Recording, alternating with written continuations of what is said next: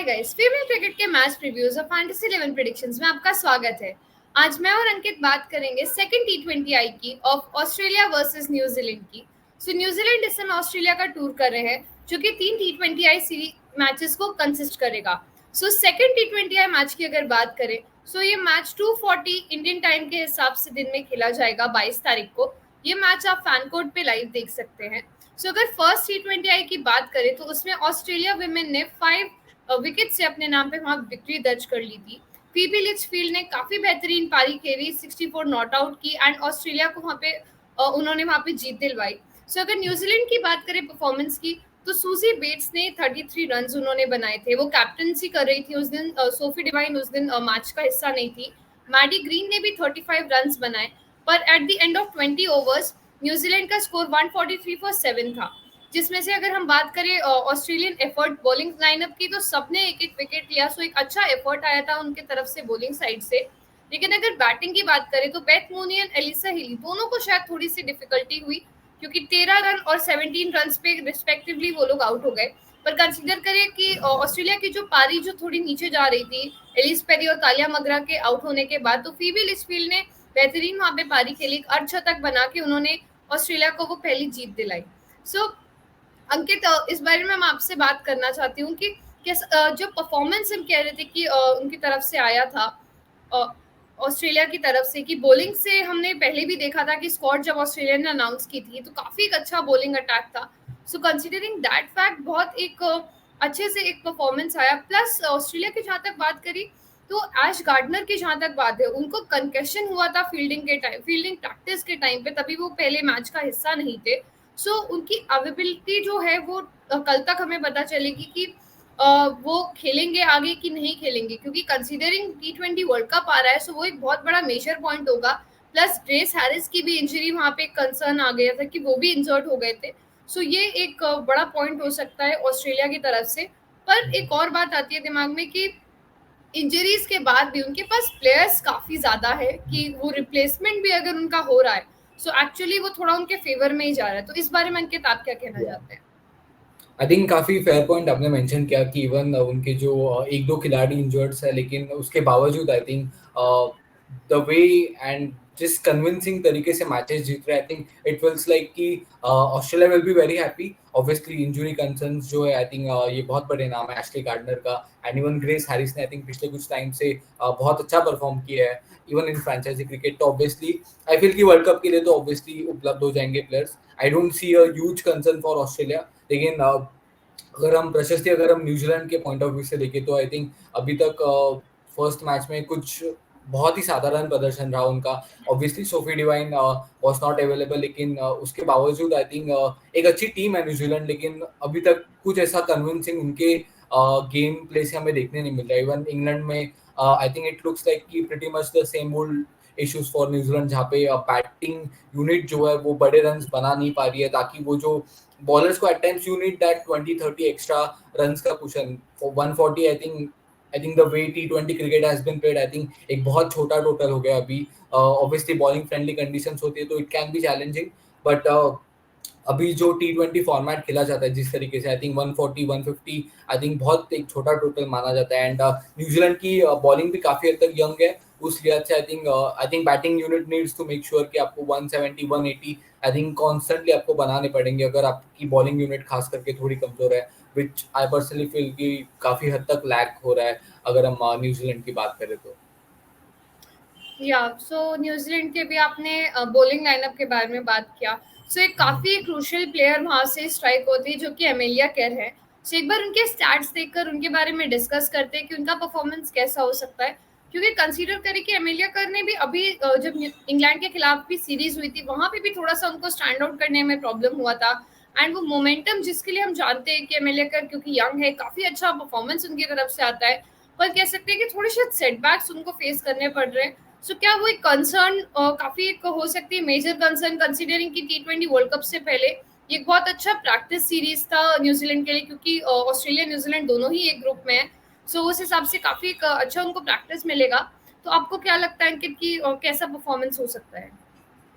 अगर America care की बात करें तो आई फील कि बैटिंग यूनिट में उनका काफ़ी क्रूशियल रोल होगा, बिकॉज न्यूजीलैंड की अगर हम बैटिंग देखें तो 2-3 प्लेयर्स पे डिपेंड करती है, the likes of Suzie Bates जो काफ़ी एक्सपीरियंस्ड प्लेयर है, ऑब्वियसली उनकी skipper Sophie Devine, and one of them it is Amelia Kerr. लेकिन अमिला केयर का I think one more thing जो आपने मेंशन किया कि बॉलिंग में भी काफ़ी क्रूशियल रोल होगा, because even Big Bash League में आई थिंक उनके पास वो एक्सपीरियंस है इन कंडीशंस में।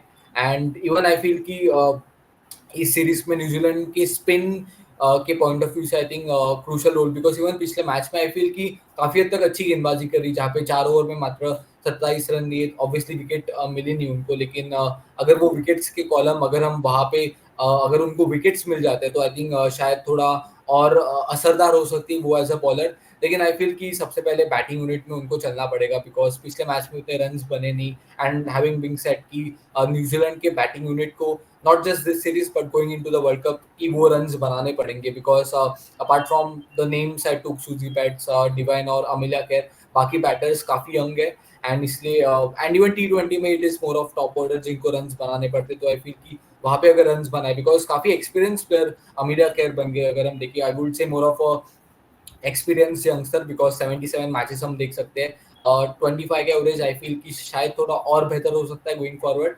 लेकिन वी नो अमिलिया केयर के पास वो काबिलियत है, एंड अभी क्योंकि फ्रेंचाइजी क्रिकेट भी इतना खेल रही है, एंड आई फील कि वो जो विकेट्स का प्रशस्ति अगर हम कॉलम देखें तो 77 या मैचेस में 73 विकेट्स, आई थिंक एक काफी अच्छा नंबर है। इकोनॉमी भी 6 के करीब है, सो आई फील कि एक काफी यूटिलिटी प्लेयर है। लेकिन आई फील कि अब वो I think it needs to be displayed in terms of performance, कि आपको दोनों डिपार्टमेंट्स में वो कंट्रीब्यूट करना पड़ेगा, बिकॉज रिसेंट फॉर्म खास करके अमिलिया केयर का देखे तो थोड़ा सा I think it has been on the down side.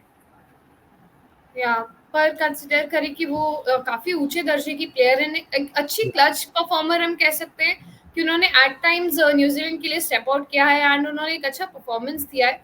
सो वो काफी क्रुशियल एक बैटर भी एंड बॉलर भी, दोनों के परस्पेक्टिव से एज अ प्लेयर बहुत इंपॉर्टेंट होने वाली फॉर द न्यूजीलैंड साइड। सो ये तो बात करी हमने एमएलए खेर के परफॉर्मेंस के बारे में। सो अगर सोफी डिवाइन नहीं है, सो एक ऑलराउंडर्स की जब हम बात करते हैं दोनों काफी क्रूशियल रहते हैं। सो उस हिसाब से MLA can needs to step out in this game. So उनके बारे में तो हमने अभी काफी बात करी। पर अगर ऑस्ट्रेलियन साइड की बात करें तो हमने देखा बॉलिंग अटैक काफी उनका स्ट्रॉन्ग है। सो कंसिडरिंग दैट पॉइंट, एक प्लेयर है जो मेगन शूट जिनका नाम है, उनका नाम मुझे हमेशा याद आता है जब भी हम ऑस्ट्रेलियन बॉलिंग लाइनअप की बात करते हैं कि टी20 आईज में एक अच्छा परफॉर्मेंस रहा है, प्लस टी20 वर्ल्ड कप में वो एलिस पेरी के साथ मोस्ट विकेट टेकर रही है। सो उस हिसाब से काफी क्रूशियल उनका पॉइंट रहेगा, एक परफॉर्मेंस उनकी तरफ से रहेगी, कंसिडरिंग कि एलिस पेरी भी ज्यादा बॉलिंग नहीं करती। सो मेगन शूट क्योंकि प्रॉपर बॉलर है, सो उस पर्सपेक्टिव से काफी क्रूशियल होने वाले हैं उनका परफॉर्मेंस। या सो उनके तो आप उनके परफॉर्मेंस के बारे में कितना एक्सपेक्टेशंस रख रहे हैं? आई थिंक काफी अच्छे आंकड़े भी हैं उनके, आई फील की, बिकॉज वर्ल्ड कप में भी leading wicket taker, joint leading wicket taker जैसे आपने मेंशन किया। एंड आई थिंक बिकॉज उनके पास वो जो रॉ पेस वाला फैक्टर है, आई फील कि फिर एट टाइम्स होता है कि फिर आप कंडीशंस को निकाल देते हो, बिकॉज आई थिंक पेस के लिए कोई अल्टरनेटिव नहीं है, एज अ बैटर आपको वो फेस करना पड़ता है। एंड आई फील कि वो उनका काफी स्ट्रॉन्ग पॉइंट है, जहाँ पे इवन पावर प्ले में विकेट चटका सकती है। पिछले मैच में भी एक विकेट आई थिंक जो ऑस्ट्रेलिया का बॉलिंग यूनिट था, सारे जो गेंदबाज थे आई थिंक उनको एक एक विकेट मिला, ऑब्वियसली। सो पिछले मैच में एक ही विकेट मिला, लेकिन I think she has that ability कि एक मैच में या आई think given her day I think top order या फिर 3-4 विकेट्स एक साथ लेने की काबिलियत रखती है, खास करके एक ही स्पेल में। एंड टी20 जैसे फॉर्मेट में आई थिंक बैटर्स अटैक भी नहीं कर पाते ऐसे गेंदबाजों के सामने, सो एट टाइम्स आपको विकेट भी नहीं मिलते। लेकिन I think she has that skill जहाँ पे इवन पावर प्ले में गेंदबाजी कर सकती है, एंड इवन बैक एंड में आपको अगर स्लॉट ओवर्स में एक आध ओवर चाहिए तो वहां पे भी मिलता है। तो यूटिलिटी प्लेयर है, एंड हैविंग बीन सेट की काफी एक्सपीरियंस भी है इस फॉर्मेट में, लगभग 100 से ज्यादा मैचेस है, विकेट 123 विकेट्स है। And look at the economy, लगभग 5 के नीचे, लाइक 4 की इकोनॉमी। आई फील कि वनडेज में भी काफी अच्छी इकोनॉमी मानी जाती है, लेकिन I think that kind of economy, specially knowing the fact कि मेगन शूट जहाँ पे गेंदबाजी करती है वहां पे सिर्फ 2 ही फील्डर बाउंड्री पे होते हैं, and batters generally try to attack. But I think given her numbers, I think it feels like कि आई थिंक काफी अच्छे नंबर्स है, लाइक 4.25 का इकोनॉमी एंड 123 विकेट्स। लगभग अब इस फॉर्मेट में काफी हद तक उन्होंने अच्छा किया है, लाइक अगर गिवन गिवन द फैक्ट कि ये टी20 फॉर्मेट है, it is not easy for bowlers to like have a economy like this 6 के करीब। सो अंकित, मैं आपके पॉइंट पे काफी एग्री करती हूँ कि काफी क्रूशियल बॉलर है वो इस पर्सपेक्टिव से। सो अभी तो हमने बात करी दो की प्लेयर्स के बारे में। सो अब एक बार हमारी फैंटेसी 11 टीम देख लेते हैं of the second T20I Australia versus New Zealand.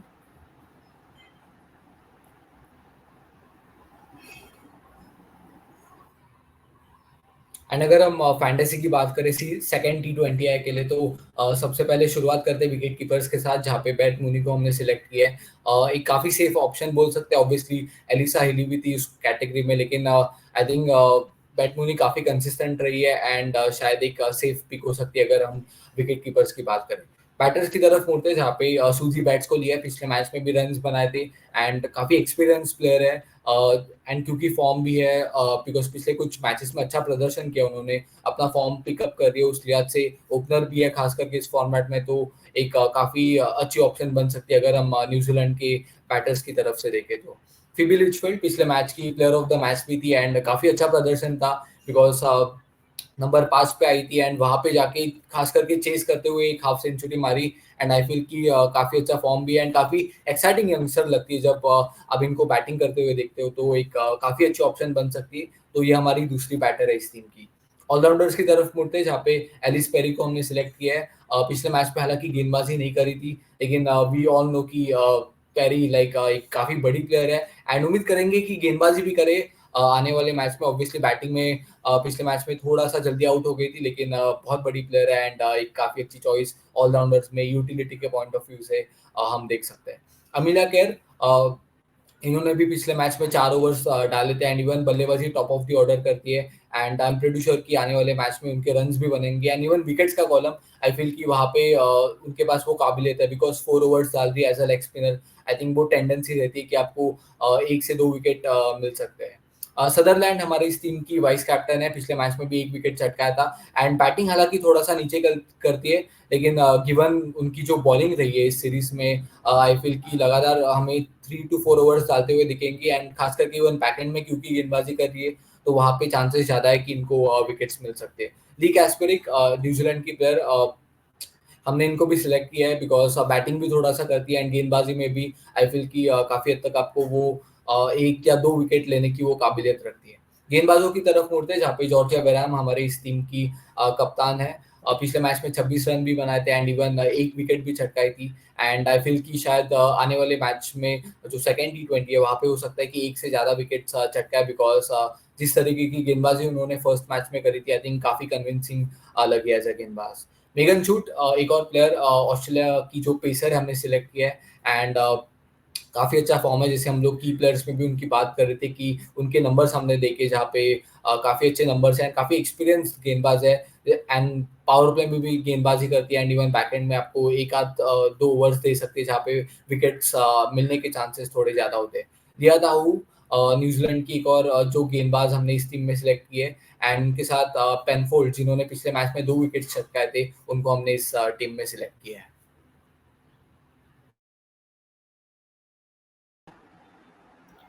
So this was our fantasy 11 team of second T20I। मैं आपसे रिक्वेस्ट करूंगी इस सीरीज से रिलेटेड और भी वीडियोस होंगी, प्लीज इसको भी चेकआउट कीजिएगा and don't forget to like share and subscribe to female cricket. Thank you guys for watching.